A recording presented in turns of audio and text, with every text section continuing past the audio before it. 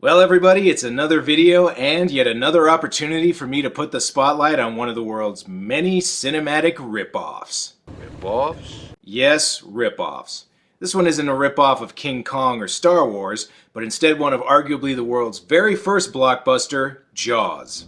After Jaws made a ton of money scaring people away from the beach, it was only natural that filmmakers from all over the world would try to cash in on its success. Of course, a lot of these movies tried to be sly about this by using different animals like orcas, octopi, grizzlies, and even dinosaurs and monster birds, although technically that movie didn't feature either one of those things. And then there were the ones that just decided to be honest about what they were doing and use a shark, like the movie I'm going to talk about today. Oh well, at least this one isn't made in Turkey.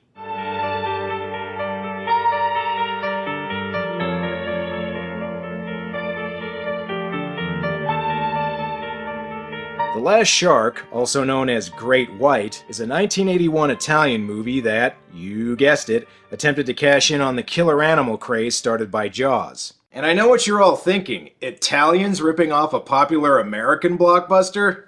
Get out of here. This movie may not be as well known as some of the other movies I mentioned, mainly because Ted Turner apparently never got his hands on a copy, but in its own way, it's one of the more infamous Jaws knockoffs out there, and you'll soon see why. And the movie's brought to us by Variety Film, giving you a variety of shameless knockoffs of popular American movies since 1971. So right away, the movie sets the tone for a killer shark film by giving us the windsurfing. Everyone's out here trying to get there, taking the hard road, got to be so cold. Oh great, looks like I accidentally got the Italian knockoff of Big Wednesday by mistake. One good thing, because this was The Last Shark, that means there weren't any sequels.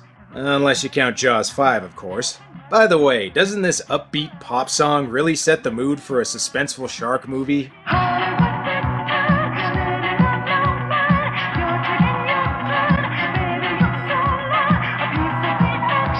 Seriously, it's hard to be afraid to go in the water when this movie makes it sound so catchy. Yeah, I think living on cocaine was what everybody involved with this movie was doing. Anyway, the reason for the windsurfing montage is there's a big regatta coming up, and I'm assuming these teenagers are trying to get some practice in before their Greatest American Hero audition. Of course, we all know that our own local surf sailor, Mike Patterson's pretty sure that he's got that trophy wrapped up. And just to make sure, he's been putting in 8 hours a day for the last couple of weeks. Where'd you get your input, Hoyt? Mike's just about sleeping on his board these days. Okay, take it easy, kid. It's not like the DJ can actually hear you. Well, who knows? Maybe his daddy will buy that trophy for him. Oh, Billy Joe, that's no way to talk to a pal. I'll tell you what. Okay, maybe he can. He's really out to win, huh? He will, too. There's nobody around here who can touch him. Unless he gets careless. Yeah, or he gets eaten by a shark. Speaking of which... Look out! He's got a taste for wood now! Okay, I don't know why the shark bothered biting his surfboard since apparently he has dynamite. Another thing about this shark, when he kills someone, he leaves absolutely no blood in the water. Okay, now that we got the opening kill out of the way, it's time to introduce the actors that likely took up most of this movie's budget. Our main character is an aspiring author played by James Franciscus, because I guess the producers thought, hey, if you can't get a guy who looks like Roy Scheider in your movie, just get a guy who looks like Charlton Heston. Now some of you may be wondering why they decided to make him a novelist and not the chief of police or a coast guard or something like that, but actually, him being a novelist plays a very important part in the plot in that they show him typing at the beginning and then never really mention it again. By the way, I think James put his headshot in the background in the hopes somebody would see it and put him in a better movie. Daddy, we need your help. What's the matter? Mikey disappeared. Yeah, by disappeared you mean exploded out of the water. We were watching him. Looked like he was doing fine. And then, like Jenny said, he was gone. No sign of him or anything. We need your boat, Dad. Yeah, you own a boat. That's enough to make you the hero of this movie, right? Franciscus goes to a shark hunter played by Vic Morrow, and gee, I wonder what character he's supposed to be. I heard you in the Coast Guard. Time to start the search for the boy. Oh yeah, I forgot to mention. Vic's character has an accent, but I'm not really sure what kind it's supposed to be. I've hunted shark all over the world. So put that in your paper. But he's down there. He's down there now. He's waiting to attack. Because the great white shark You cannot scare off. I'm guessing he's supposed to be Scott-ish. On the plus side, at least the soundtrack's starting to fall in line and sound a bit more like Jaws.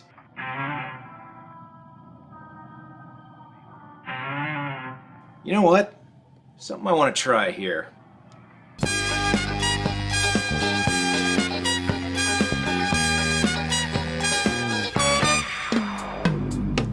I love doing that.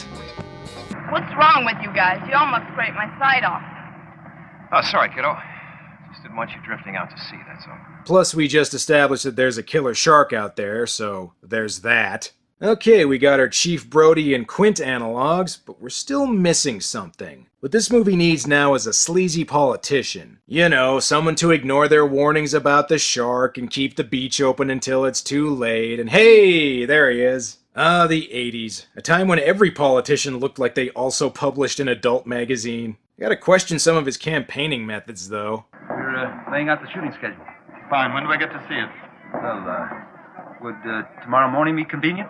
No. I need it in about a half an hour in my office. Yes, because as we all know, half an hour is totally enough time to set up, film, and edit an entire TV commercial. This guy probably turns to his wife after they're done having sex and goes, "Okay, honey, that was good. Now I'm gonna need that baby delivered by this afternoon." Now don't give me any of that 9 months crap. I'm a busy man. Chop, chop. Okay, you all know the drill. Time for the governor to be skeptical. What makes you so sure it's a shark? Well, the movie is called The Last Shark. I mean, if we were in Barracuda, I'd have a different theory, but, you know. Well, looks like the governor's gonna need some more proof. Couldn't it have been something else? Couldn't it have been an explosion? You know, that's actually not a bad theory. It may have been. Look at it. Look at it and tell me a grenade did this. Okay, but only if you look at this and tell me it was a shark. So, as you probably guessed by now, the governor decides to go ahead with the windsurfing regatta anyway, but he does take some safety precautions like completely enclosing the bay with metal nets and having boats with armed guards patrolling the water. Because apparently this was cheaper than just canceling it. Gentlemen, absolutely nothing is going to happen. Something is totally going to happen. Uh-oh, looks like they're looking over what stock footage they're going to use later. The great white shark. Title drop. Sort of. Well, that's what we're dealing with here. There's nothing else could have caused the kind of damage we've seen. Well, maybe a Sharknado, but that'd just be ridiculous. And now a shot from the shark's anus. Oh, sorry. My mistake. And once again, doesn't the music here just fill you with suspense and dread?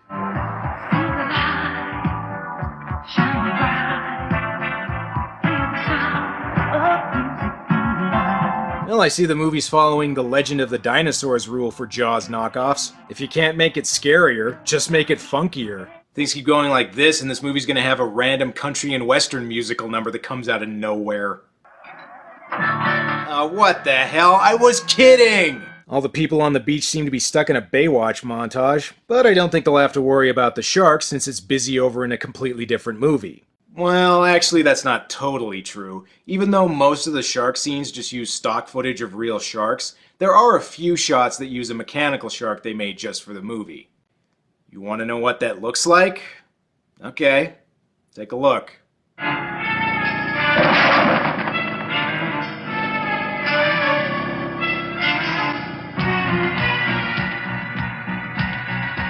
You know, one of the reasons people give for Jaws being so effective was that Spielberg kept the shark hidden for most of the movie and only showed it when he absolutely had to.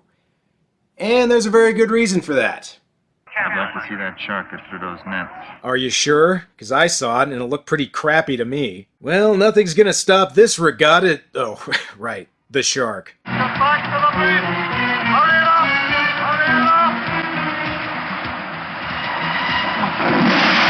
What the hell? Does the shark have a bazooka or something? Jesus, Wile E. Coyote doesn't cause explosions this big.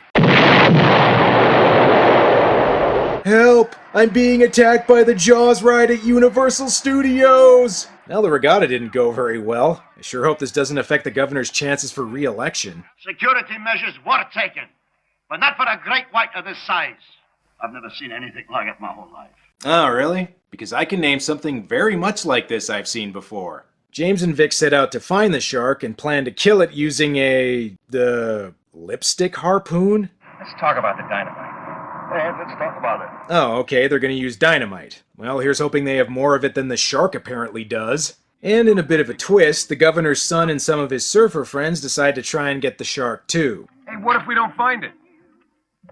You know what I say? We ought to make a pact not to come home without it. I'm in. Me too. Yeah, what's the worst that could happen? I mean, other than your horrible deaths. And speaking of which, you're right, movie. This scene is just as hilarious in replay. Can hardly make the shark out. They use little stock footage. Nobody know the difference. Did this movie just riff itself? Also, like hell, you can barely make the shark out. Gotta have some action footage. You might have to dive, Jimmy. What do you mean you need action footage? You mean this isn't enough? Hell, if somebody in real life sent footage like this to a news station, they'd shit their pants. Or they'd just put it on the internet and it would end up on Tosh.0. It's probably the more likely scenario. Vic and James do eventually find the shark, but half the time it looks like they're either getting attacked by Shark Week or one of my bath toys from when I was a little kid. Oh, they're trapped in a cave now? Hang on a second, I think I know what to do here.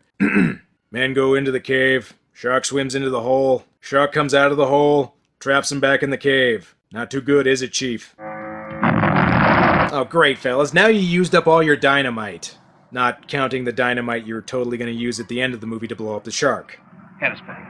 Now I'm not sure if this is still part of the movie or just behind-the-scenes footage of Vic Morrow getting ready to do another take. Well, the shark may have gotten away, but he better watch out, because now he's got the Perm Patrol on his ass. They have an airtight strategy, too. Their plan is to lure the shark to their boat using meat, and then look like they have no idea what to do once that happens. Wait a second, now you're having a woman getting attacked by the shark? You were supposed to put that part at the beginning, movie. Don't make me come over there and help you! Oh, and just to make sure everyone's caught up, the girl that got her leg bitten off was Franciscus's daughter. Seriously, the first time I watched this, I completely forgot that these two had any connection until he came to visit her in the hospital. And it's a hospital visit that involves him telling a very strange and inappropriate story. When you got up and you stared down at that great big bicycle like it was some kind of wild animal. Oh, you mean like a killer shark? Too soon? I'm sorry. It's not your fault. If it hadn't been for your helicopter, we'd have lost her for sure.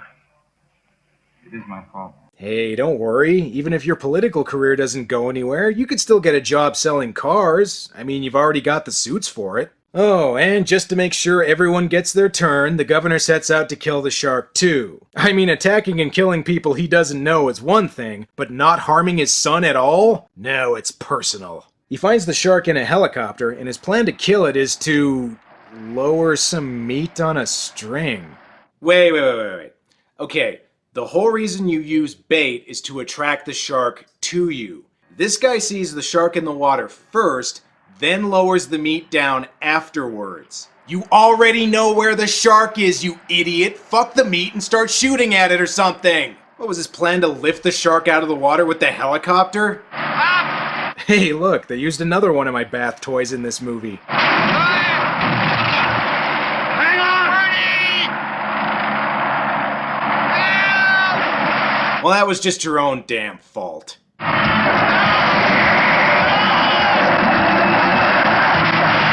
Remember me as I lived, as a sleazy, corrupt asshole! Well, he's gone. Your only chance of escaping is to skim the water as closely as possible.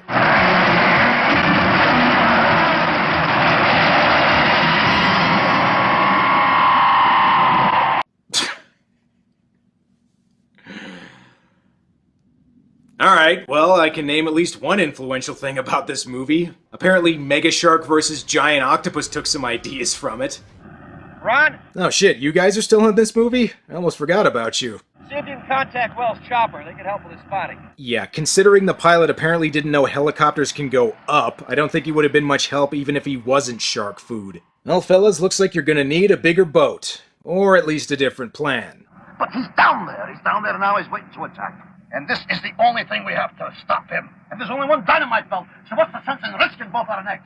Now, is what I'm saying make any sense to you? Not really. Could you tone down the accent a little bit? Meanwhile, the TV crew has plans to try and get footage of the shark by, are you ready for it? Attracting the shark with meat and then seeing what happens when it shows up. Alright, well, I guess the filmmakers paid for that stock footage of a shark eating meat. Might as well use it. Oh, and they also hired Walker, Texas Ranger to try and kill it, I guess. See these shells? 2.5 detonation. Enough to charge to open up a tank. Yeah, if by tank you mean rabbit, then yeah, I totally believe that tiny gun could do that. And way to screw up the order of your knockoff movie. The scene where the shark rips off the pier should have happened almost an hour ago. Great, so they've gone from Jaws to ripping off the raft scene from Creepshow 2. Well, congratulations, fellas. You wanted more footage of the shark, and now you've got it. And it looks pretty much the same as the shit you already had. Bad news, though. The shark still has explosives.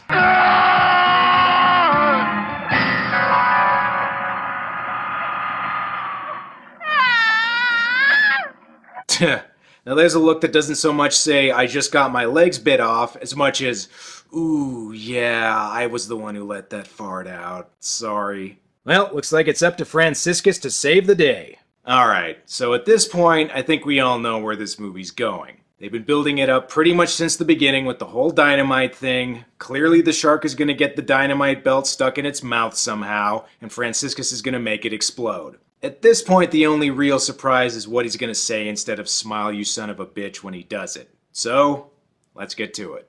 I'm going to jump off for no reason!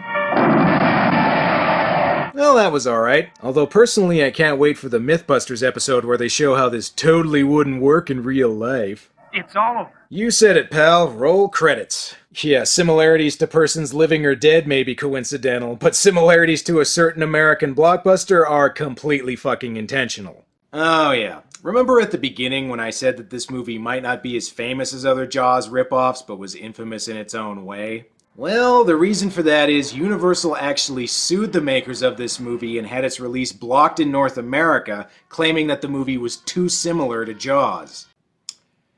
Gee, I wonder why. As a result, this movie's never been shown on TV or had an official home video release in North America and is only available on bootlegs. Honestly though, as far as Jaws knockoffs go, even though this is one of the most blatant, it's not the worst one I've seen. Certainly better paced than some of the more slow-moving Jaws knockoffs out there. I think the biggest mistake this movie made was with its name. Instead of calling itself The Last Shark or Great White, they should have just called it Jaws. I mean, it's basically a foreign remake. And in an age where seemingly everything is getting remade, at least then this movie could claim to be a little ahead of its time when they finally decide to remake Jaws in America. Oh, you think I'm joking? Well, I'm not. Believe me, one day they will remake Jaws. Maybe not today, maybe not tomorrow, but one day, when there isn't a single idea left in Hollywood, they will remake Jaws. And when they do, you can look back on this video and be forced to say to yourselves with grim resignation, Brandon was right. But until then, I guess we'll just have to stick with this movie. Well, that's all for now. Until next time.